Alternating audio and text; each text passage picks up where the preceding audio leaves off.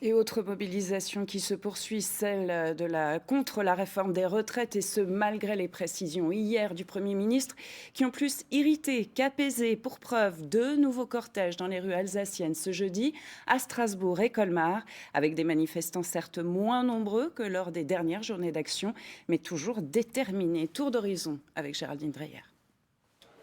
À Colmar, c'est devant l'hôpital public que les manifestants s'étaient donné rendez-vous ce matin. Le lieu n'était pas choisi par hasard. Infirmiers et aides-soignants faisaient partie du cortège. L'hôpital va mal, on n'est pas entendu par rapport à nos revendications pour la reconnaissance de la pénibilité. On n'est pas reconnu pour l'arrêt de cotisation et d'adhésion à l'ordre infirmier. On n'en veut pas. Donc les difficultés, le manque de personnel dans les services. La retraite, c'est le point d'orgue d'une carrière qui ne se déroule pas toujours facilement. Alors à Strasbourg, les étudiants sont entrés dans la danse en bloquant l'une des entrées de la faculté des sciences sociales. L'inquiétude générale, c'est la précarité à toutes les étapes. Est-ce que je vais réussir à avoir un travail? Est-ce que jamais en fait j'enchaîne des petits boulots? Est-ce que en fait j'aurai le droit à un chômage dans les périodes un peu de creuse où justement j'ai pas de boulot?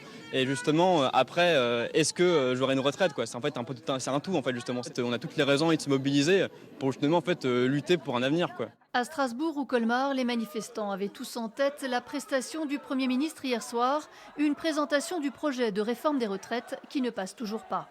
On s'attendait à rien, à part de nous dire, vous vous rendez compte, le gouvernement nous dit qu'il assurera un minimum de pension de 1 000 euros pour des gens qui ont fait une carrière entière. Vous vous rendez compte que 1 000 euros, c'est en dessous du seuil de pauvreté en France aujourd'hui. Il nous a bien énervé hier soir avec ses annonces et quelque part ses mensonges et ses vérités partielles. Alors oui, il a réussi à mobiliser et à créer un front syndical très large.